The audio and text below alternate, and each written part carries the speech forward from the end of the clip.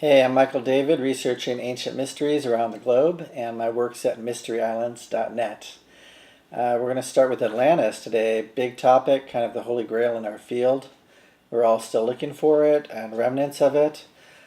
We do know that Plato wrote about it in about 400 BC, and he got information from Socrates that it was an ancient city, circular, round, with beautiful fountains and technology and waterfalls and lakes, and that it was approximately 10,000 years before the time of the Greek dynasty.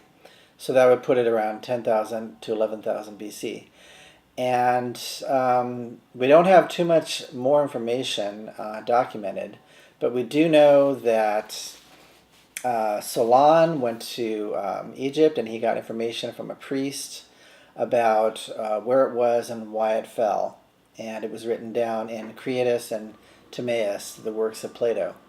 So many believe it's in Antarctica, the Mediterranean, some believe in the middle of the Atlantic, and I believe it may be off the coast of Spain, the Rock of Gibraltar, the two pillars, and it may be right off that coast where there's still a few islands.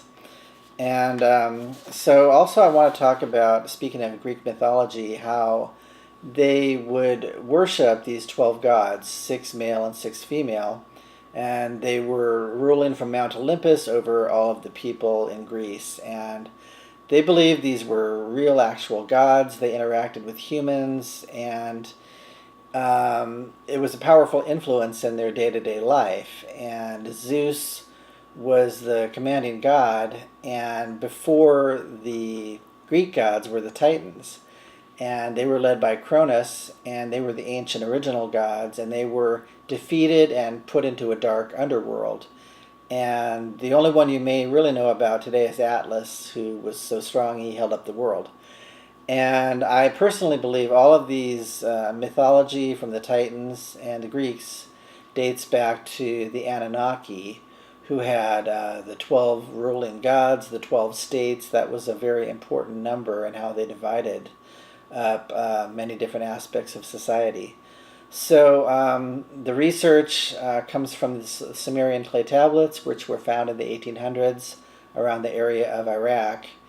And those are the oldest documents we have known to mankind at this time. So the research carries us back to about 4000 BC in Sumeria, and there were these superior gods who ruled over mankind at that time.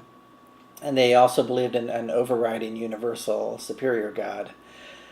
So they were like intermediaries. And during Egyptian times, there were also this same group of royal dynasty, let's call them Anunnaki or Egyptian gods, but they tended to stay behind the scenes inside of pyramids or ziggurats, and they did not interact directly with the people, but through intermediaries like priests.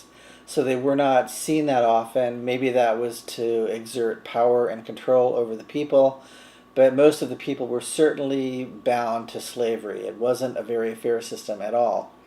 So that was the time period of 3000 BC to 2000 BC was the Egyptian dynasty.